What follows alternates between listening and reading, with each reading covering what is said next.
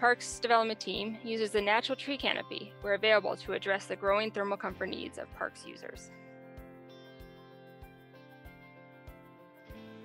The level at which you're able to deliver services into the future in a reliable way is what will likely be affected by some of these different hazards that are either more intense, more frequent, or just haven't been experienced before.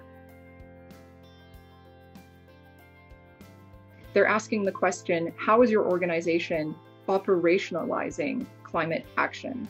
The impacts that we've looked at are based on the province of British Columbia's guidance to municipalities, which outlines a 1 meter rise in sea level by the end of this century. Are these strategies going to be effective, feasible, affordable, equitable, flexible, or other values that really reflect your community and what they prioritize?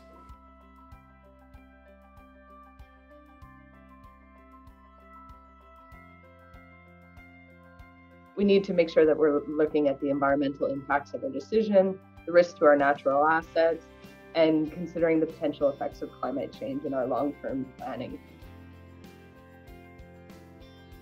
The difference now is that we know that the operating environment will change dramatically in the coming years. And so we have an obligation, now that we know, it's negligent not to make those better decisions. Et puis il est important aussi d'avoir un niveau de service qui puisse être durable, c'est-à-dire qui puisse être utilisé sur plusieurs années pour qu'on puisse voir l'évolution du niveau de service dans le temps. So at this point, you will have assessed the impacts of climate change on your levels of service and or your risk to understand where you're most vulnerable. Ça doit amener les décideurs à se poser des questions. Est-ce que leurs infrastructures sont adaptées au changement climatique et spécialement, je dirais, les municipalités du Québec aux inondations? Well, there are a number of different climate data portals which are available to asset managers in Canada. Some of them are at the national scale and some are at the more regional scale.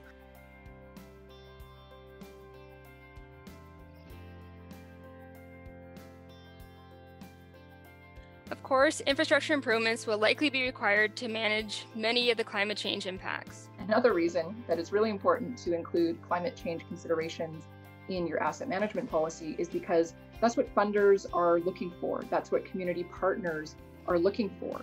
So the more proactive outcomes that we're looking for are things like we continue to have private investment into our community, new industry, more residential development.